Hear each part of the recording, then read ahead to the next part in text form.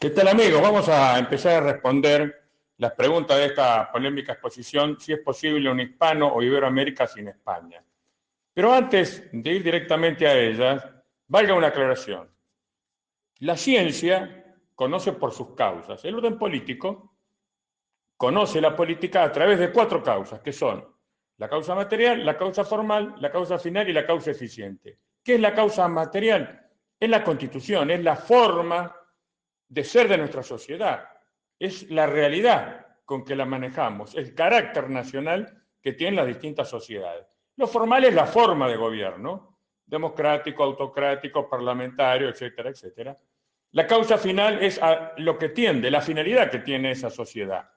Y la causa eficiente es el gobierno que circunstancialmente tiene que poner todos los medios necesarios para gobernar, para alcanzar el bien común.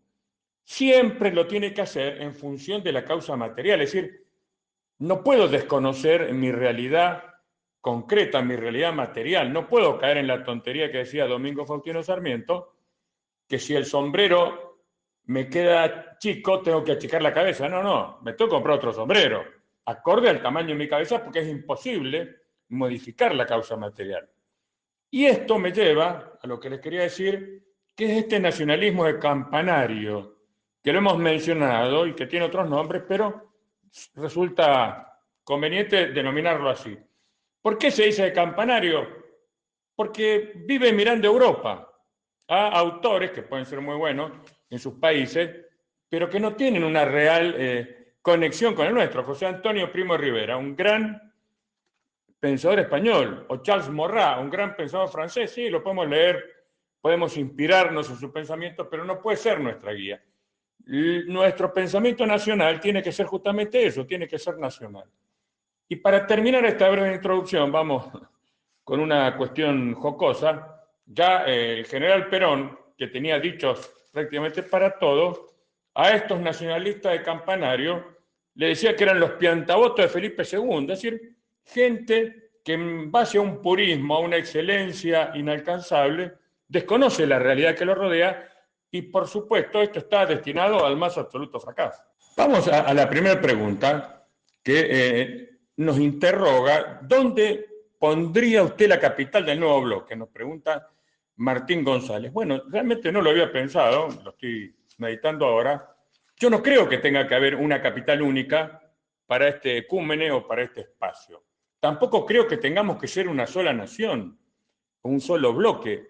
Sí, ¿a qué apunto yo? Apunto a una mancomunidad, apunto a un espacio común, apunto a una alianza natural, como puede ser, salvando mucha distancia, la Unión Europea. Es decir, cada país tiene derecho, y así lo ha manifestado a lo largo de muchos años, de tener su propia identidad. Lo que sí, en vez de estar peleándonos, agrediéndonos por pequeñas rencillas, tenemos que unirnos, tenemos que coordinar, tenemos que ser aliados. Por lo tanto, yo no veo que deba existir una única capital. De hecho, la América del Sur tiene hermosas capitales donde tienen su personalidad, su peculiaridad, y está bien que así sea. Vamos a la otra pregunta que es muy interesante, a la vez que es muy compleja, de Martín González, que él se interroga, yo también lo hago, no tengo una respuesta absoluta y concreta, ¿por qué esta permanente admiración que tienen nuestras élites a lo extranjero, específicamente a Gran Bretaña? Bueno, tal vez esté en los genes enfermos que tiene todo organismo vivo, pues no solamente tenemos genes que nos dan fortaleza, tenemos genes que están enfermos, que ya vienen los códigos de nuestras enfermedades. Y yo lo atribuyo a eso porque ya en época tan temprana como las invasiones inglesas, hubo una minoría, pero no podemos negar que no existió, porteños que se acercaron a las fuerzas británicas, que los invitaron a su casa, que estaban contentas con que sus hijas fueran festejadas por los oficiales británicos. Eso es natural. Por supuesto que hay que combatirlo, hay que ir en contra de eso, pero es una realidad que se ha ido acrecentando por esto que nosotros hemos denominado la leyenda negra. Es decir, si algo hay que reconocerle a nuestro enemigo inglés, es su altísima capacidad no solo de usar el hard power, es decir, el poder económico, el poder militar, sino especialmente usar el soft power, es decir, el poder blando, yo lo hemos contado en otras clases, ellos tienen un gran interés en América del Sur y en particular en la Argentina. Y cuando ellos envían un diplomático a nuestro país, no lo eligen solamente por sus capacidades técnicas, profesionales, buscan una persona que tenga una cierta empatía, que pueda caer simpático. De hecho, lo hemos contado también, ellos vienen acá, a mi ciudad, Mendoza, a través de un convenio que hay con la Universidad Nacional de Cuyo, ellos hacen una inserción, una inmersión en una familia mendocina que no habla inglés a los efectos de mimetizarse, de conocer, de ver desde adentro. Esto, bueno, esto es muy inglés. El mejor ejemplo que les puedo citar es Lawrence de Arabia. Es decir, Lawrence de Arabia, ustedes recordarán, que era un agente británico, un joven oficial, que se va a ir a la corte del rey Faisal, se va a vestir como ellos, va a comer como ellos. Por supuesto que nunca dejó de pensar como un inglés, pero al poco tiempo de todas estas acciones, él va a ser considerado un árabe más allá que después los va a traicionar. Pero bueno, esa es parte de otra historia. Bueno, vamos a la otra pregunta de Nicolás Navarro, que esto es un mito. Este tema sí lo he estudiado en profundidad. Después le voy a acercar, voy a poner en el post la dirección de lo que yo escribí, que no es nada extraordinario, son algunas páginas, pero concretamente no está demostrado, ni historiográficamente, que San Martín haya colaborado con Gran Bretaña, o como algunos exagerados dicen, ha sido un agente inglés. Pero, a ver, ¿cómo prueba la historia las cosas? Bueno, la historia es la reconstrucción del pasado. ¿Cómo reconstruyo yo la historia? Y preferentemente tengo que tener un documento, un acta, una carta, un testimonio de un testigo. Esas son las fuentes directas. Las fuentes indirectas son libros, entrevistas, programas de televisión. Bueno, concretamente, yo lo desafío a cualquiera, que me traiga una prueba documental primaria donde el general José San Martín se pone al servicio de Gran Bretaña. Y no es así. Por supuesto, hay un montón de libros, yo los he dominado, los chatarreros, es decir, los que juntan chatarra, quieren vender un libro, quieren escandalizar, quieren hacer famoso y sacan a relucir estas teorías. Pero concretamente, ¿qué sabemos de San Martín? Sí, San Martín va a renunciar al ejército español, lo va a hacer correctamente, se va a ir por la puerta grande. En ese momento España estaba bajo el poder de Napoleón, concretamente de su hermano, José Napoleón, tenía que venir a América y los únicos barcos que funcionaban eran los barcos ingleses. Es decir, no había como hoy que se va al aeropuerto de Seiza o de Barajas o de Río de Janeiro, se toma un avión y se va a cualquier parte del mundo. España estaba bloqueada y él va a venir a la Argentina, obviamente, en un buque inglés, porque no había otra posibilidad. Por supuesto que tuvo amigos ingleses. Su médico personal, Diego Parosian, era inglés, hubo oficiales, William Miller, que sirvieron a sus órdenes, que eran ingleses, eso no es para nada llamativo, pero también tuvo un gran enemigo inglés, escocés más concretamente, que es Lord Cochrane. Él, cuando inicia su campaña libertadora del Perú, que es prácticamente abandonado por las provincias del Río de la Plata, por Buenos Aires, esa campaña la va a pagar casi en su totalidad el gobierno de Chile, y Chile va a contratar a una persona, un marino que era bastante problemático, había sido expulsado de la Royal Navy por una estafa que le había hecho con bonos a sus compañeros, pero que era un excelente marino, que es Lord Cochrane.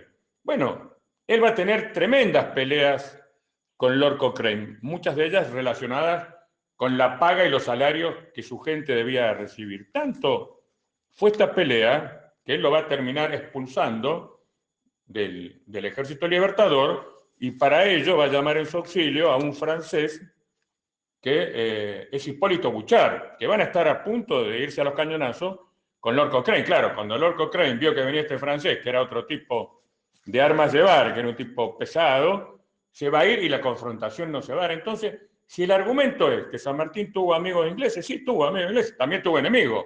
Entonces no se puede caer en esa interpretación simplista, y reitero, lo desafío a todos los que escuchen esto, a los amigos de los que escuchen esto, tráiganme una sola prueba documental de que San Martín fue agente inglés. No lo hay.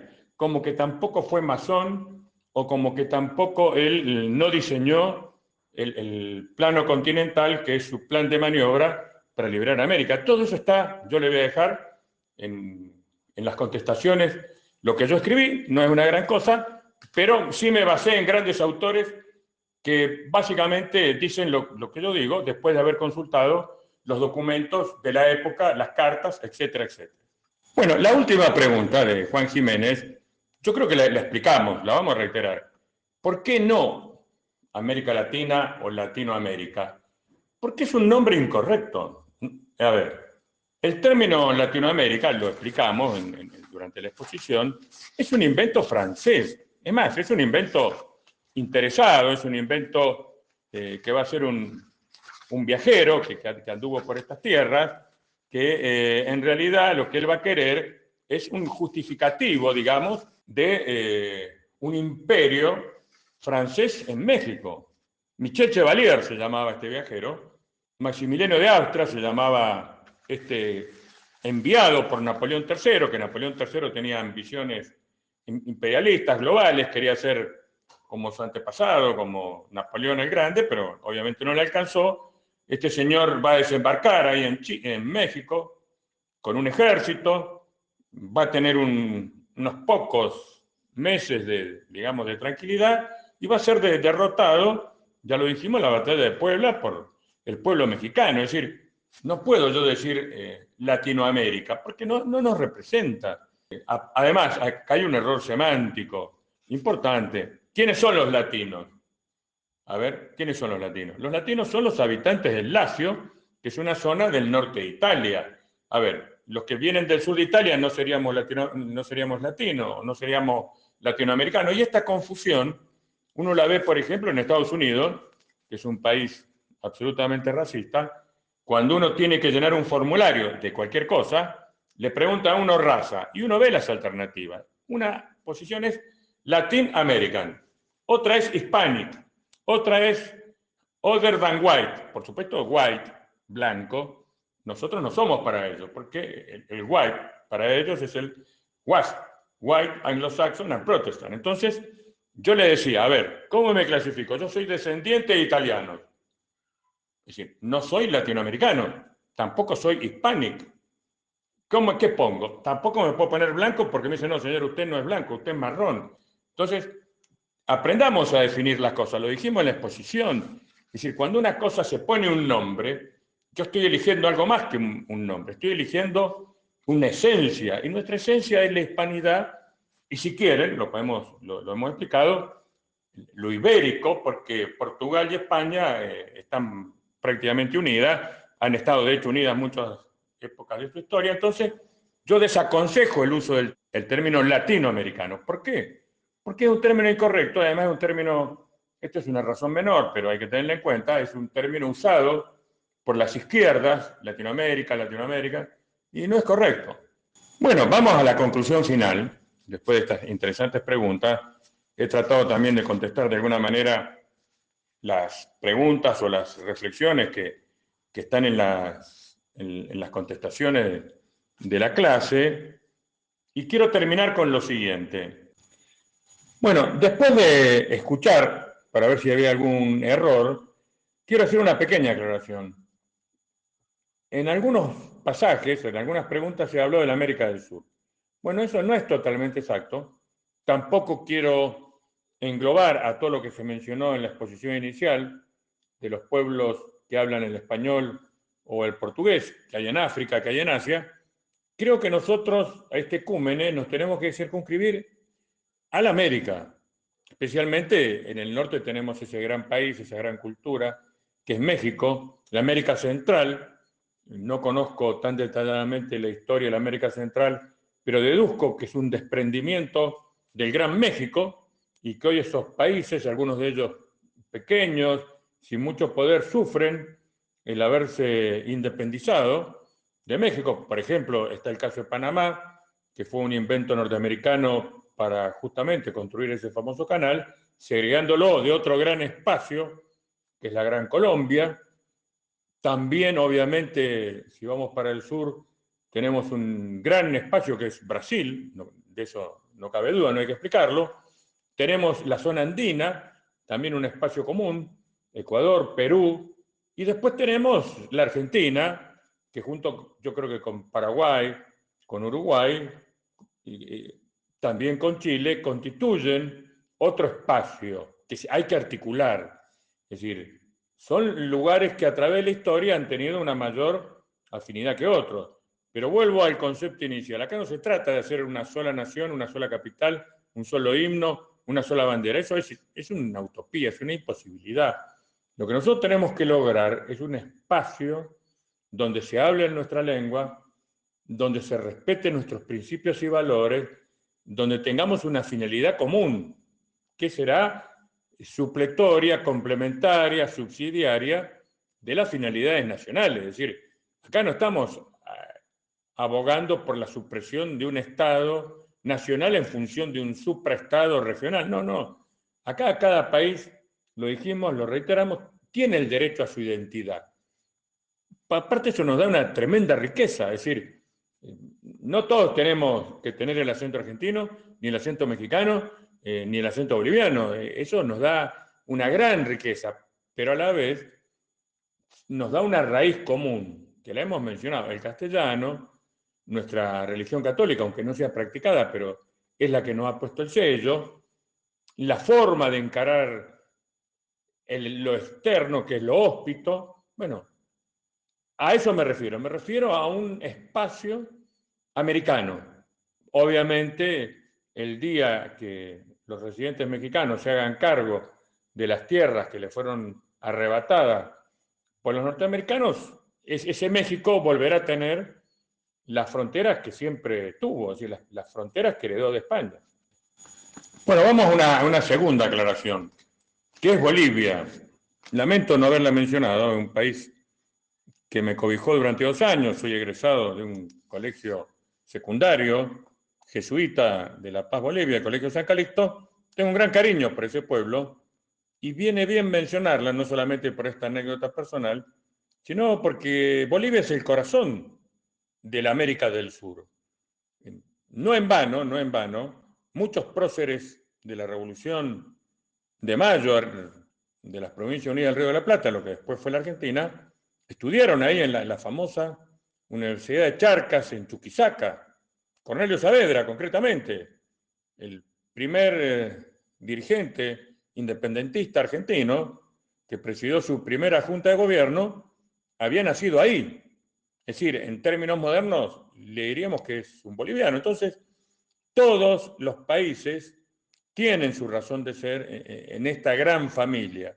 Incluso, y con esto no quiero herir ninguna susceptibilidad, el propio Chile, que es un país tal vez el que más ha cultivado sus lazos externos, que durante muchos años ha tenido una alianza con Gran Bretaña, lo mismo la República Oriental del Uruguay, pero bueno, se trata de volver a ser lo que nunca debimos dejar de ser, es decir, ser nosotros mismos, y con eso vuelvo a la advertencia inicial que todo gobierno eficiente que busque el bien común tiene que considerar nuestra naturaleza, tiene que considerar nuestra historia, tiene que considerar nuestra genética.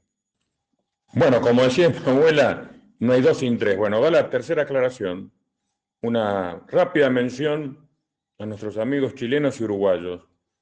Creo que ellos, así como nosotros tenemos que remontar la senda que nos marcara el general San Martín, ellos bien pueden hacerlo con Bernardo O'Higgins, que era un gran amigo libertador, y los orientales, los uruguayos, con Gervasio de Artigas, que es un protohéroe americano, de los primeros, y que fue traicionado por Buenos Aires, no por los argentinos.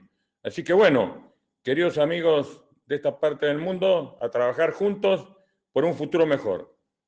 Toda verdad tiene una razón de oportunidad. No hay nada más potente que una verdad que alcanza su momento. Yo creo que ahora, precisamente en esta etapa del siglo XXI, después de haber vivido una pandemia, en medio de una guerra que amenaza con ser global, los ecúmenes liliputenses, pequeños, no poderosos como somos nosotros, los iberoamericanos, tenemos una oportunidad.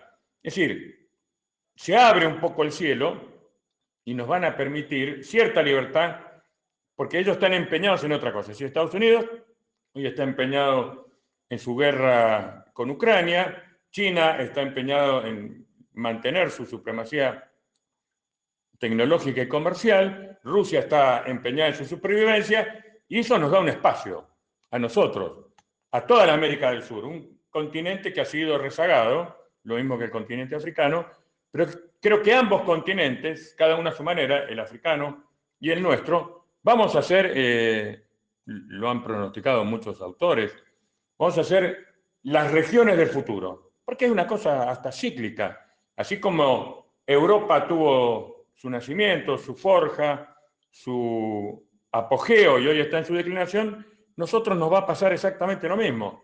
Tenemos la suerte de tal vez ser los testigos de ese surgimiento, es decir, esa rama ascendente que se está manifestando. Muchas gracias a todos. Que Dios los bendiga. Chau, chau.